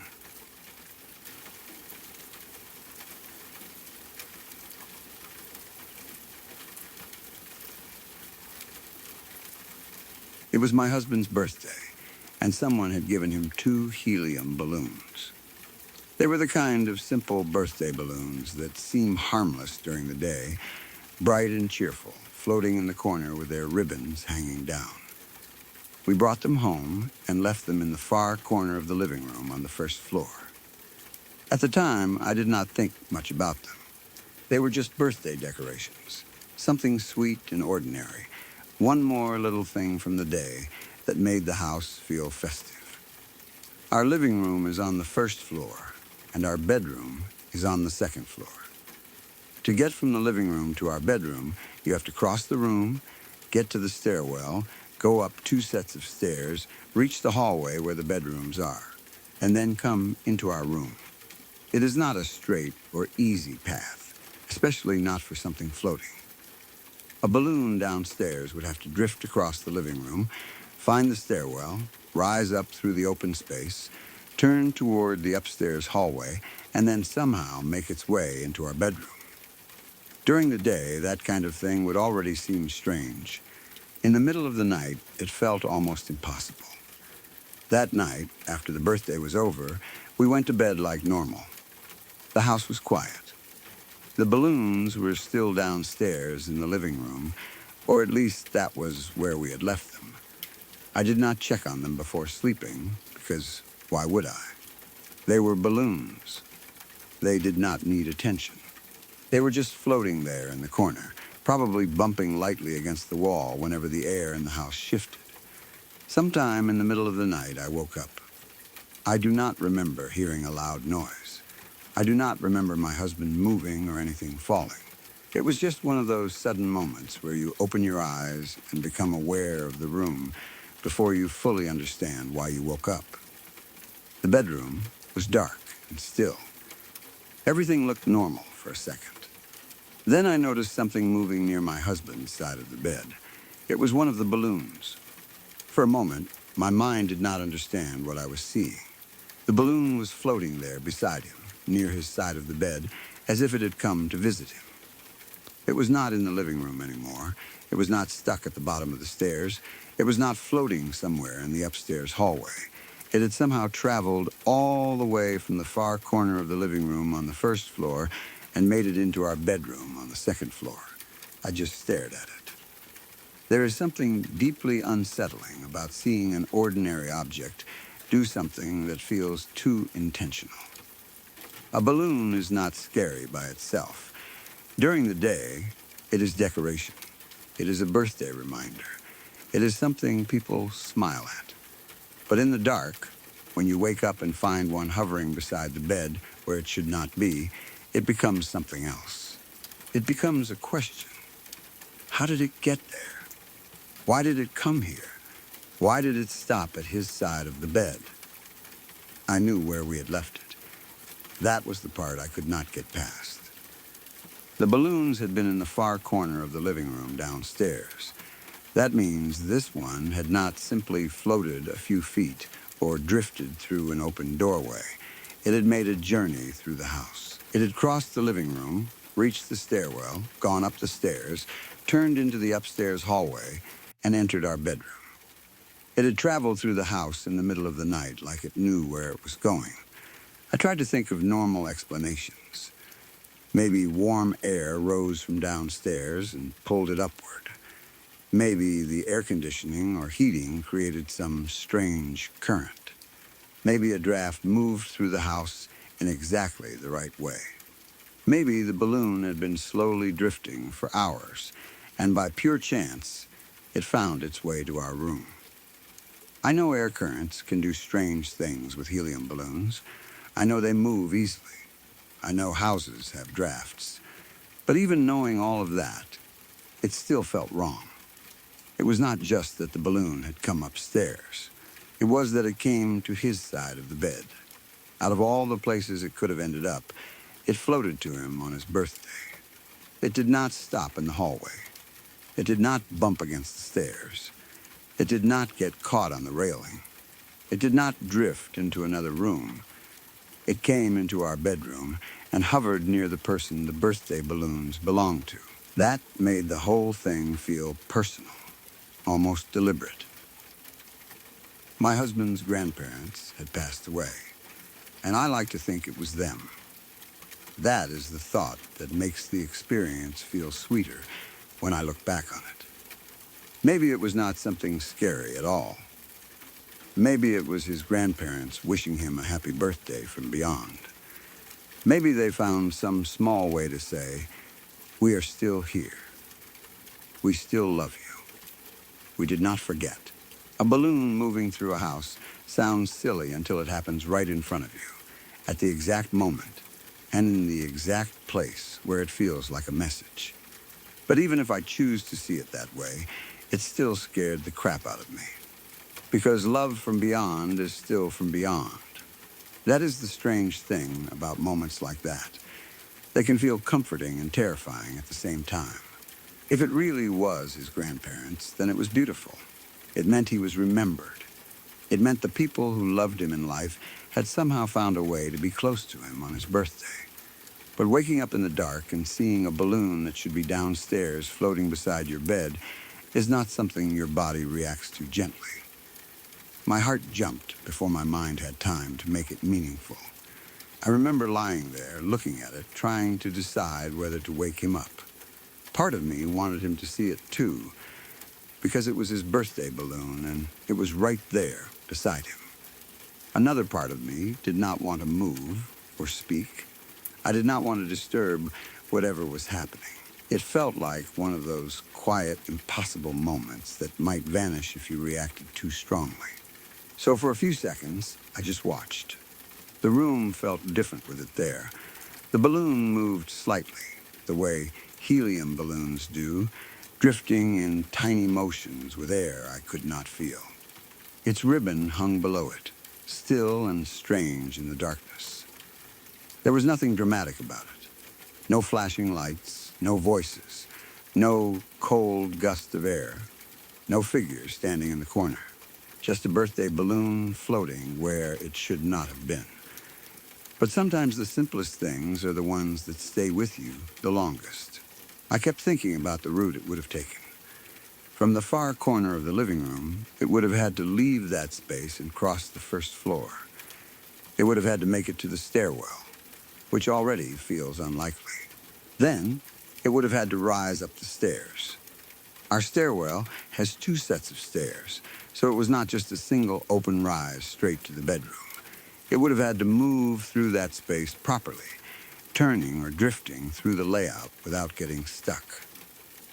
Then it would have had to enter the upstairs hallway, where the bedrooms are located. From there, it would have had to choose or somehow find our room. That is a lot of chance. Too much chance, at least for me. Maybe a scientist or someone very practical could explain it with air pressure and temperature. Maybe there was a draft from the first floor, and the balloon followed the current naturally. Maybe the house was warmer downstairs and cooler upstairs, or maybe a vent pushed it in just the right direction. I am not saying it is impossible. But when you are the person waking up in the middle of the night and seeing it next to your husband, on his side of the bed on his birthday, it does not feel like physics. It feels like presence. I think that is why I still remember it so clearly. It was not violent. It was not evil. It was not some horror movie moment where something lunged at us from the dark. It was quiet and almost gentle. A balloon came to him. That is all. But the house was asleep, the balloon had been downstairs, and there it was, floating beside him as if someone had guided it there. That combination is what made it unforgettable. Sometimes I wonder what would have happened if I had not woken up. Would the balloon have stayed there until morning? Would my husband have opened his eyes and seen it first? Would it have drifted away again before either of us noticed? That thought bothers me too, because if I had slept through it, the moment might have passed without anyone knowing. Maybe it was meant to be seen. Maybe I woke up because something wanted me to notice. Or maybe I woke up because a balloon floated into the room and my sleeping mind sensed movement. That is possible too. But even that explanation does not remove the strangeness of how it got there. I have thought about his grandparents many times since then. Birthdays can be emotional when people you love are no longer there to celebrate with you. Even if the day is happy, there is always a small, empty space where those people should be. A card they would have sent, a phone call they would have made, a hug they would have given.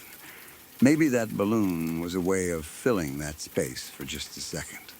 Maybe it was nothing more than air and coincidence, but it felt like something softer than that. It felt like a visit. That is how I choose to remember it most of the time. Not as something evil or threatening, but as a strange birthday visit. Still, I will never pretend it did not scare me. The human mind can accept a sweet explanation later, but the body reacts in the moment. My body woke up, saw something that should not have been there, and immediately felt fear. Only afterward did I start thinking about his grandparents and the possibility that it was a loving sign. That is probably why the memory sits in 2 places for me. One part of it is comforting. His birthday balloon came to him in the middle of the night, almost like someone from beyond wanted to wish him happy birthday. That thought is beautiful, and I want it to be true. The other part is frightening. An object moved through the house in a way I cannot explain, traveled from the first floor to the second, and appeared beside our bed while we slept. That is not something most people would stay calm about. I still picture it sometimes, the dark bedroom, my husband asleep, and the balloon floating quietly on his side of the bed. It was such a simple image, but it made the whole house feel larger and stranger. It made me wonder how many small signs people miss because they are asleep, distracted, or too quick to explain them away. It made me wonder whether loved ones can still find ways to be near us, even if those ways scare us at first. I do not know for sure what moved that balloon. Maybe it was a draft. Maybe it was air pressure. Maybe it was the shape of the stairwell and pure luck. Maybe it was something we do not understand. But the timing, the path, and the fact that it came to my husband's side of the bed on his birthday make it hard for me to see it as completely random. I like to think it was his grandparents. I like to think they were wishing him a happy birthday from beyond. But I will also say this. If the dead do send birthday wishes through helium balloons, they should know it is absolutely terrifying to wake up to one hovering beside your bed in the middle of the night.